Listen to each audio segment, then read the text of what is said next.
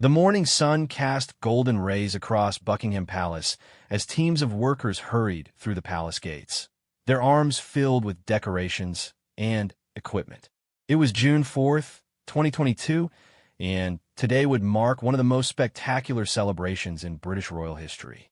The Platinum Party at the palace was about to become reality, celebrating Queen Elizabeth II's incredible 70 years on the throne.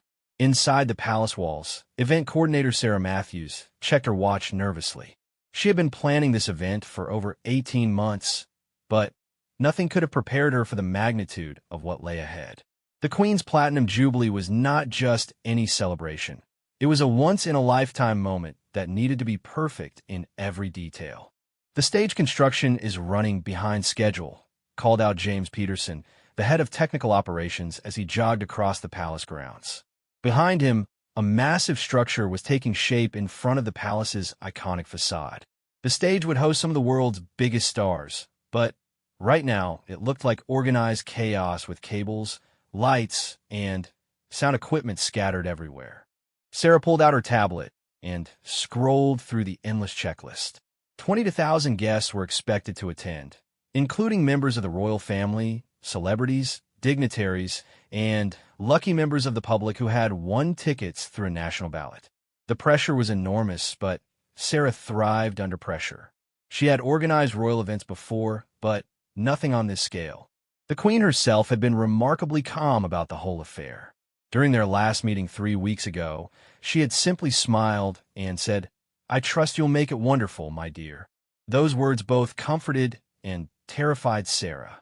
The weight of creating something worthy of a monarch who had served for 7 decades was not lost on her. Television crews from around the world had already begun setting up their equipment. The BBC alone had over 200 personnel working on the broadcast, which would reach an estimated global audience of 500 million people. Camera operators tested angles, sound engineers checked audio levels, and producers coordinated with palace officials about protocol and timing. In the palace kitchens, head chef Maria Rodriguez was orchestrating her own symphony of preparation. The catering for the event would be massive, with food and drinks needed not just for the guests, but for the hundreds of performers, crew members, and staff.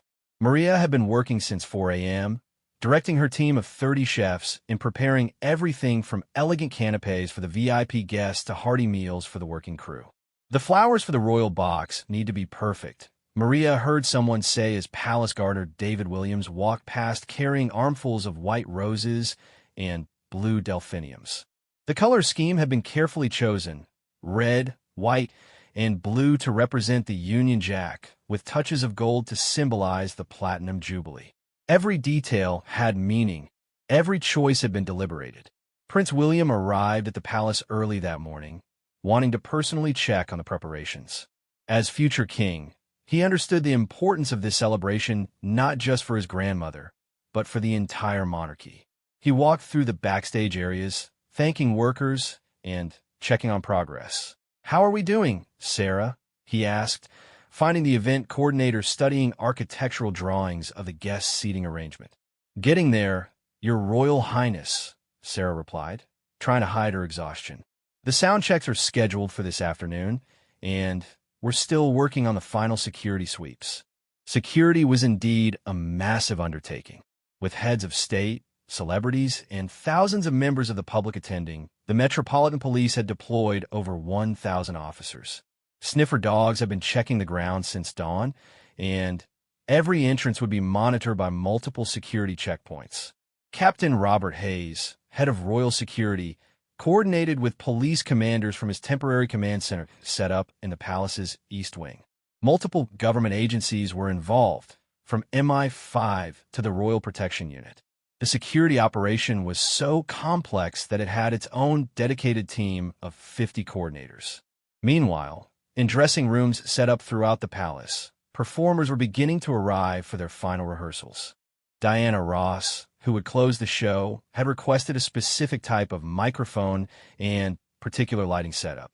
Her team had been working with the technical crew since early morning to ensure everything would be perfect for her performance. The palace staff, many of whom had served the Queen for decades, felt a special excitement about the day. Head butler Geoffrey Palmer had worked at the palace for 42 years, and he had never seen preparations quite like this. The combination of formal royal protocol with rock concert logistics created unique challenges that required creativity and flexibility. It's like preparing for a state dinner and a music festival at the same time, Geoffrey told his assistant while they arranged seating charts for the royal box. The Queen would be joined by senior members of the royal family, but her comfort and clear sight lines to the stage were the top priority. As afternoon approached, the first sound checks began. The powerful speakers created echoes that bounced off the palace walls in ways the acoustic engineers hadn't anticipated. Quick adjustments were needed, and the technical team worked frantically to solve the issues before the evening performance. Local residents had gathered along the mall, the ceremonial avenue leading to the palace, hours before the event would begin. Many brought picnic blankets and folding chairs, planning to stay all day to soak in the historic atmosphere. The excitement was palpable. This was history in the making. The weather forecast had been a constant source of worry. British weather was notoriously unpredictable, and an outdoor concert of this magnitude could be ruined by rain. Meteorologist Janet Collins had been providing hourly updates, and, thankfully, the forecast showed clear skies for the evening. Inside the palace, final preparations continued at a frantic pace. Florists made last-minute adjustments to arrangements. Caterers prepared final batches of food, and security teams conducted their final sweeps. The countdown had begun, and soon the palace grounds would be filled with guests ready to celebrate 7 decades of dedicated service by their queen. The stage lights were tested one final time as the sun began to set over London. Soon, this quiet preparation would give way to music, celebration, and royal pageantry on a scale that few had ever witnessed. The Platinum Party at the palace was about to begin. As evening descended upon London, the atmosphere around Buckingham Palace transformed into something magical. Thousands of guests streamed through the security checkpoints, their faces bright with anticipation. The lucky few who had won tickets through the public ballot could hardly believe they were about to witness history unfold before their eyes. Among the first to arrive were the Hartley family from Manchester. John Hartley, a retired teacher, had entered the ballot on a whim, never expecting to actually win. Now, walking through the palace gates with his wife Margaret and their teenage daughter Emma, he felt overwhelmed by the grandeur of it all. "I can't believe we're really here," Margaret whispered, clutching her husband's arm as they were guided to their seats. Emma was busy taking photographs, determined to capture every moment of this once-in-a-lifetime experience. Around them, other families were having similar moments of wonder and disbelief. The VIP area was filling with recognizable faces from entertainment, politics, and business. Actor Hugh Bonneville chatted with former Prime Minister Theresa May, while celebrity chef Gordon Ramsay discussed the evening's catering with other guests. The mixing of different sectors of British society created a unique atmosphere that reflected the Queen's broad appeal across all walks of life. Television presenter Dermot O'Leary was conducting last-minute interviews with early arrivals, getting their thoughts on the significance of the celebration. The excitement in people's voices was genuine. This wasn't just another royal event, but a celebration of stability and continuity in an increasingly uncertain world. Behind the scenes, the royal family was gathering in the palace's private apartments. Prince Charles, now wearing his formal evening attire, reviewed the evening's program one final time with his private secretary. As heir to the throne, he felt the weight of the occasion deeply. This celebration honored his mother's remarkable dedication, but it also looked forward to the future of the monarchy. Princess, and known for her no-nonsense approach, arrived precisely on time and immediately checked with the organizers about the evening schedule.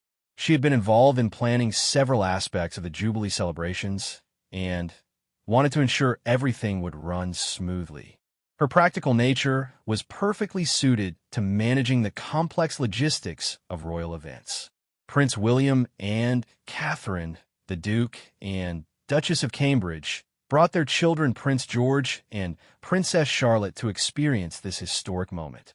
For George, as third in line to the throne, witnessing his great-grandmother's celebration would become an important childhood memory that would shape his understanding of royal duty. The younger royals brought energy and relatability to the proceedings. Prince Harry had flown in from California with Meghan and their children, setting aside recent family tensions to honor his grandmother's milestone. The sight of the family together brought smiles to the faces of guests who understood the significance of their unity on this special day. Queen Elizabeth herself was taking her time getting ready in her private chambers. At 96 years old, she understood the importance of pacing herself for such a long evening. Her dresser, Angela Kelly, had worked with her for months to design the perfect outfit, a bright green ensemble that would be easily visible to the television cameras and the thousands of guests. The Queen's corgis seemed to sense the excitement in the palace.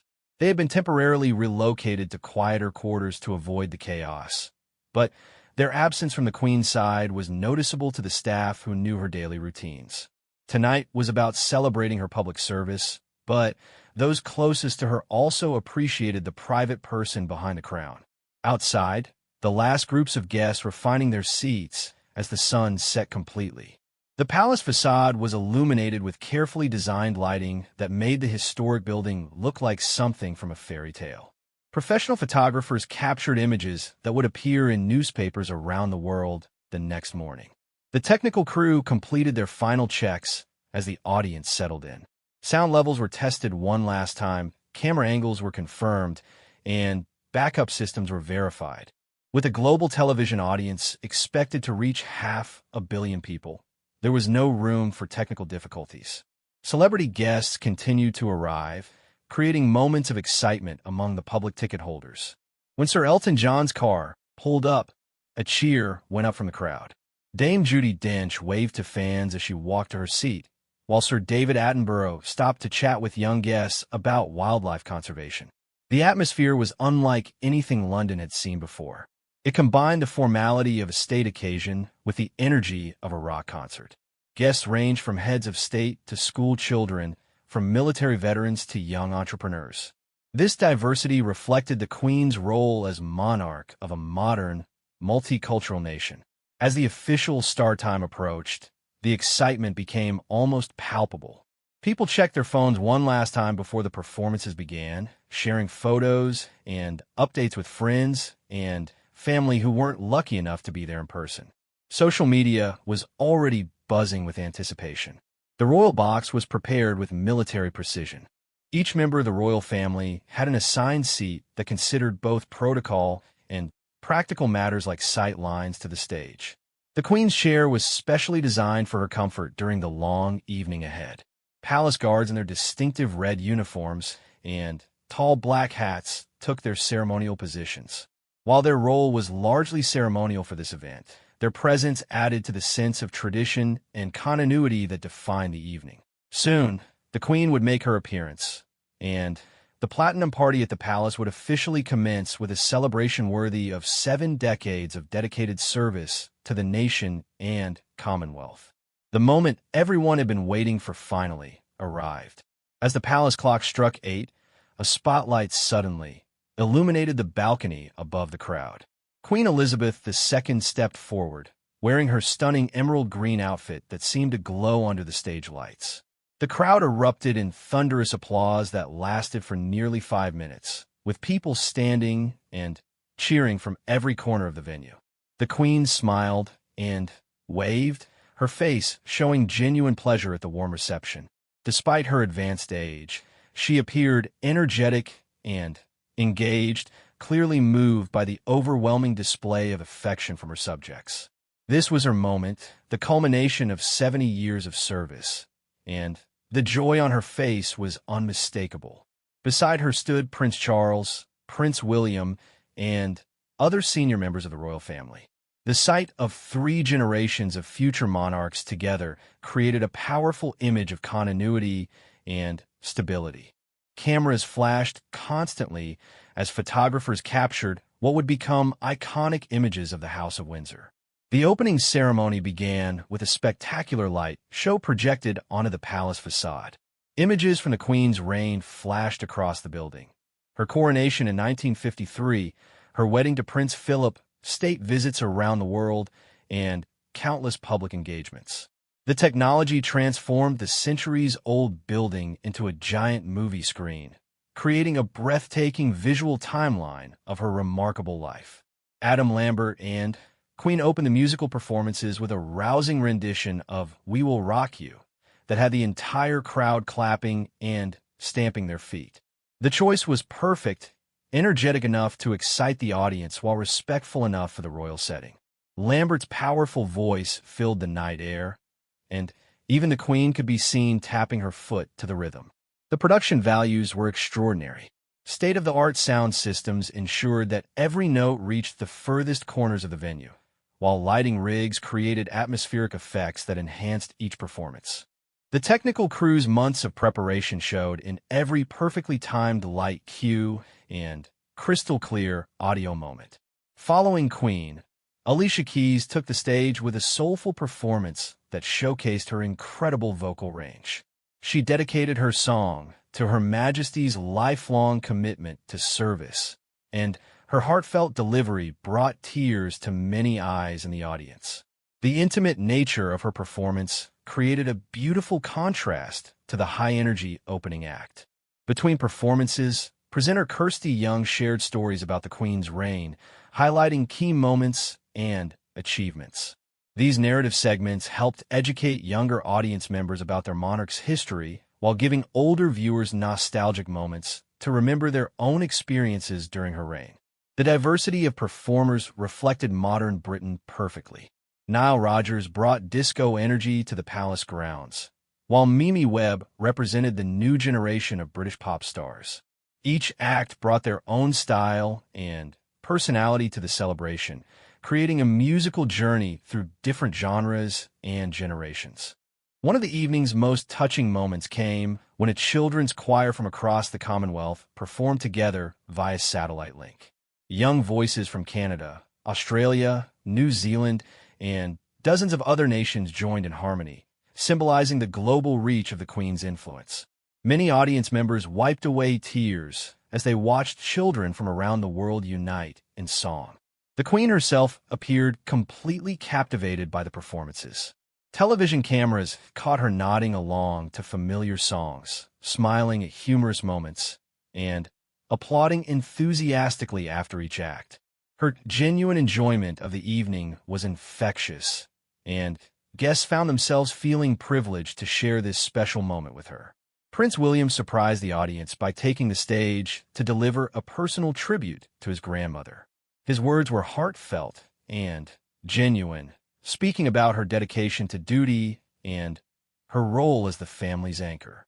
"Granny, you have been there for all of us, for the country, and for the Commonwealth," he said, his voice carrying clearly across the grounds. The technical aspects of the event were flawlessly executed. Costume changes happened seamlessly. Sound levels remained perfect throughout, and the lighting created magical atmospheres for each different performance. The months of planning and rehearsals had paid off magnificently. Celebrity guests in the VIP section were clearly enjoying themselves as much as the general public.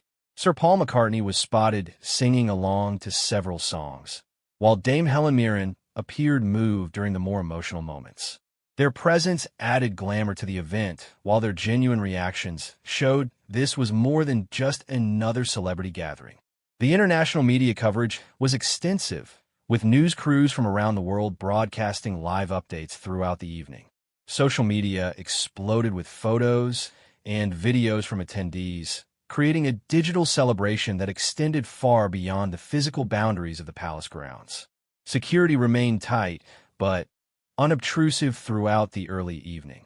The carefully planned operation ensured that guests felt safe and comfortable while maintaining the dignity appropriate for such a significant royal occasion. Police officers blended into the background, allowing the focus to remain on the celebration itself. As the first half of the program concluded, the energy level remained high. Guests chatted excitedly during the brief intermission, sharing their favorite moments and anticipating what was still to come. The careful pacing of the evening meant that despite the length of the program, audience engagement never wavered. Food and beverage service during the intermission was smooth and efficient. Staff members moved through the crowds, offering refreshments while maintaining the high standards expected at any royal event. Even the catering reflected the international nature of the celebration, with dishes representing various Commonwealth nations. The Queen's stamina impressed everyone present. Despite her age, she remained alert and engaged throughout the lengthy program, clearly energized by the celebration in her honor. Her presence anchored the entire event, reminding everyone why they were gathered together on this historic evening. As the intermission ended and guests returned to their seats, anticipation built for the second half of the program. The evening was already exceeding everyone's expectations, but the best was yet to come.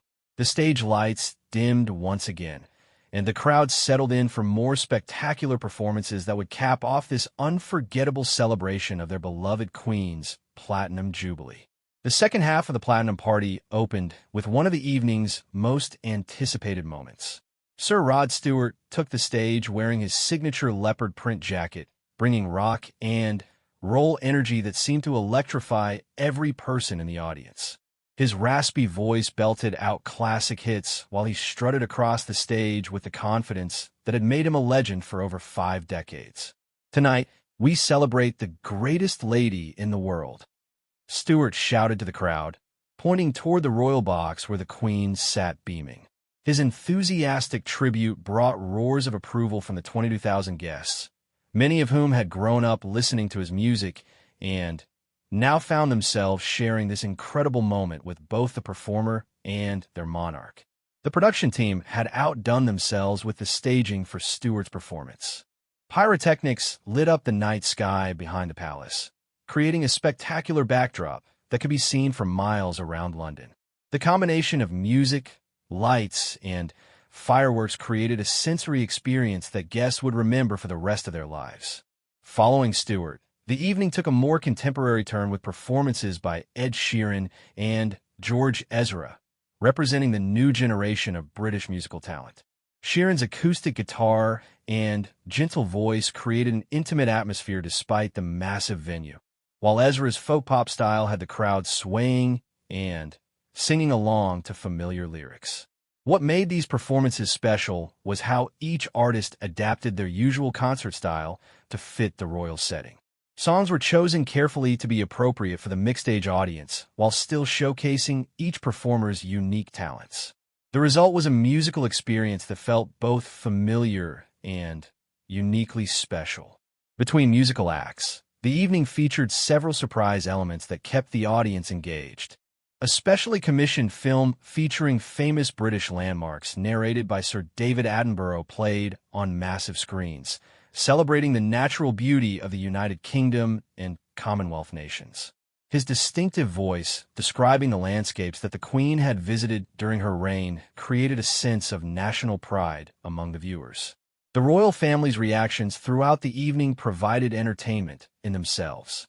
Prince Charles was caught on camera enthusiastically clapping during the rock performances, while Princess Anne appeared to know the words to several pop songs.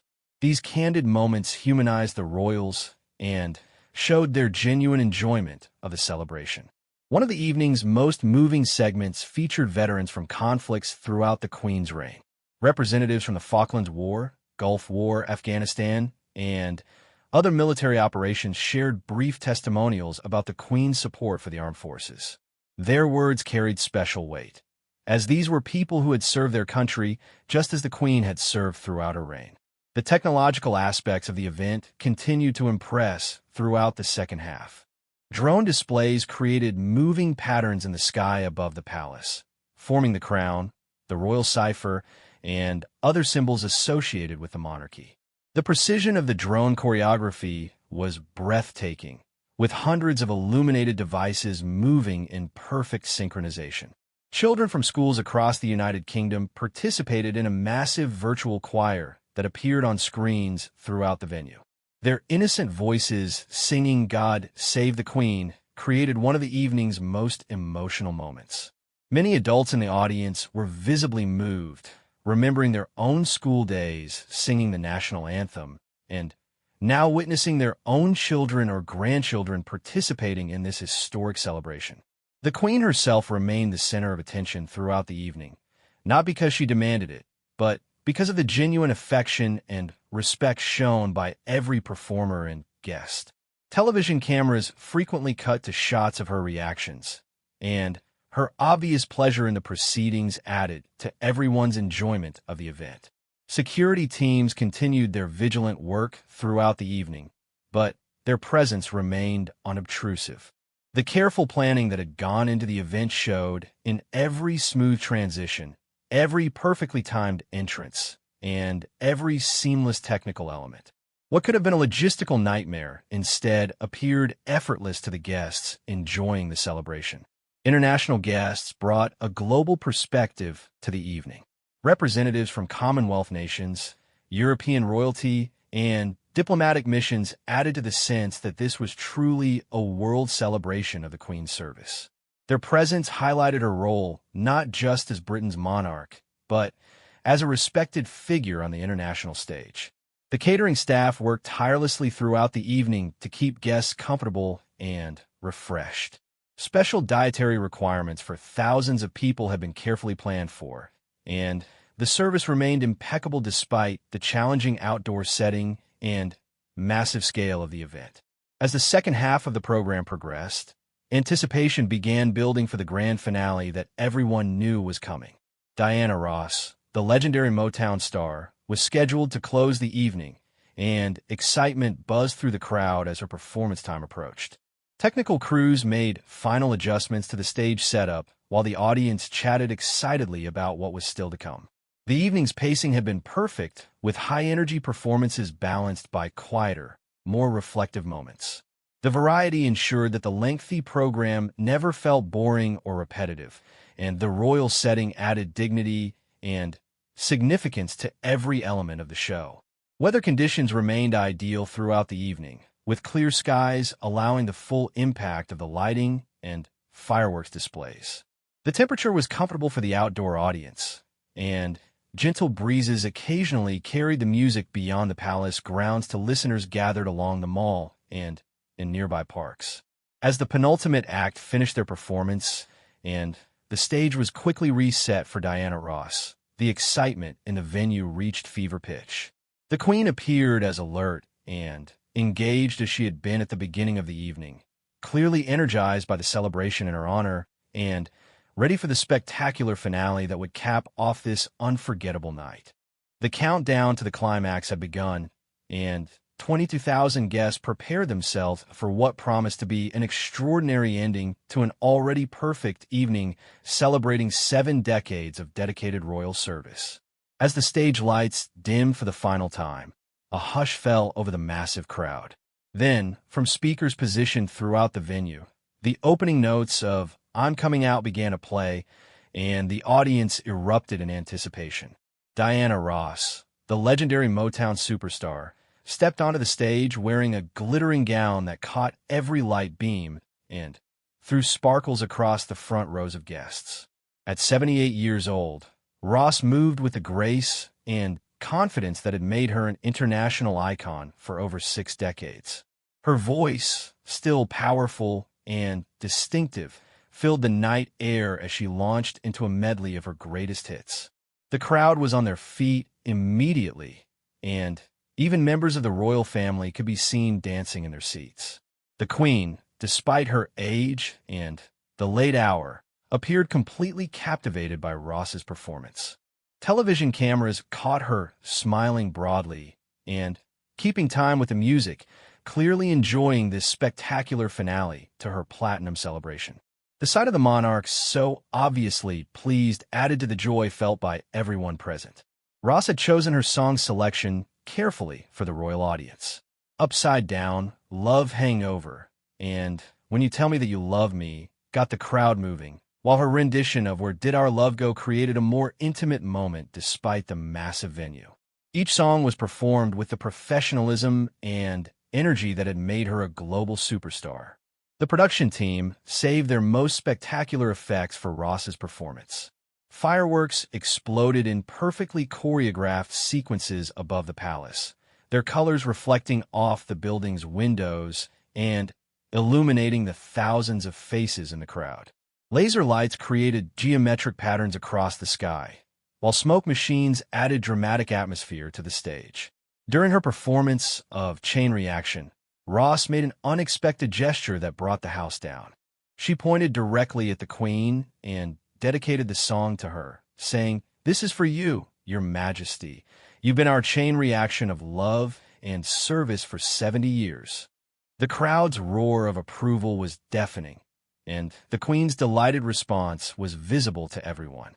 Prince William and Catherine were captured on camera dancing together during Ross's set, their obvious enjoyment adding to the festive atmosphere.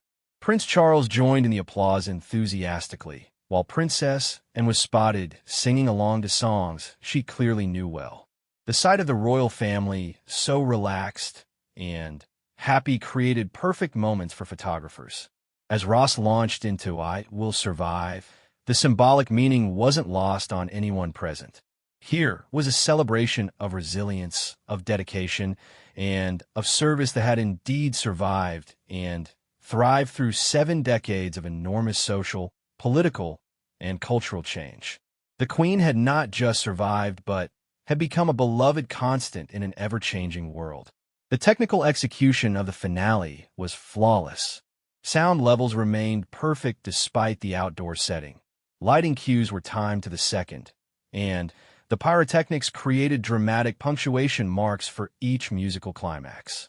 Months of planning and rehearsal showed in every seamlessly executed moment. The international television audience was estimated at over 500 million viewers, making this one of the most watched royal events in history. Social media platforms crashed temporarily due to the volume of posts, photos, and videos being shared simultaneously from the event. The hashtag Platinum Party became the top trending topic worldwide within minutes. For her final song, Ross chose "Love Is Here" and "Now You're Gone," but she modified the lyrics to "Love Is Here" and "Now You're Home," creating a touching tribute to the Queen's role as the nation's symbolic mother figure. The emotional impact was immediate and powerful, with many in the audience wiping away tears while continuing to applaud enthusiastically. As Ross's performance reached its crescendo, the entire palace facade was illuminated with a projection of the Union Jack, while fireworks spelled out "R" and 70 in the sky above. The visual spectacle was breathtaking, creating images that would appear on front pages around the world the next morning. The evening concluded with the entire audience singing "God Save the Queen" together, their voices rising in harmony across the palace grounds. 22,000 people, from school children to heads of state, joined together in this traditional tribute to their monarch. The Queen stood throughout, clearly moved by the overwhelming display of affection and respect. As the final notes faded and the applause continued for what seemed like an eternity, Queen Elizabeth stepped forward on her balcony one last time. She waved to the crowd, her face radiant with joy and gratitude.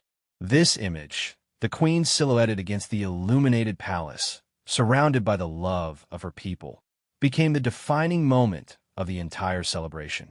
The logistics of dispersing 22,000 guests proceeded smoothly thanks to careful planning. Transportation arrangements worked perfectly, with buses, trains, and underground services running additional services to accommodate the crowds. Despite the massive number of people, the evening concluded without any significant incidents or problems. For the royal family, the evening had been both a celebration and a reaffirmation of their role in modern Britain. The overwhelming public response demonstrated the enduring affection for the monarchy and particularly for Queen Elizabeth herself. The success of the event strengthened confidence in the institution's future under future monarchs. Staff members who had worked on the event described it as the highlight of their careers. From security personnel to sound engineers, from catering staff to television producers, everyone involved felt they had participated in something truly historic. The professionalism and dedication of hundreds of behind-the-scenes workers had made the magic possible. As guests made their way home through the London night, Conversations buzzed with excitement about what they had just witnessed. Children who had attended would remember this evening for the rest of their lives, while adults felt privileged to have been present for such a significant historical moment. The Platinum Party at the Palace had exceeded every expectation. It successfully honored 7 decades of dedicated service while showcasing the best of British culture and entertainment. Most importantly, it demonstrated the genuine affection and respect that the British people felt for their queen. As the palace grounds emptied and the cleanup began, the evening's success was already being measured not just in television ratings and social media engagement, but in the smiles on people's faces and the sense of national unity that the celebration had created. The Platinum Jubilee Party had been more than just entertainment. It had been a moment of pure joy shared by millions around the world, a perfect tribute to an extraordinary monarch who had given her life to service.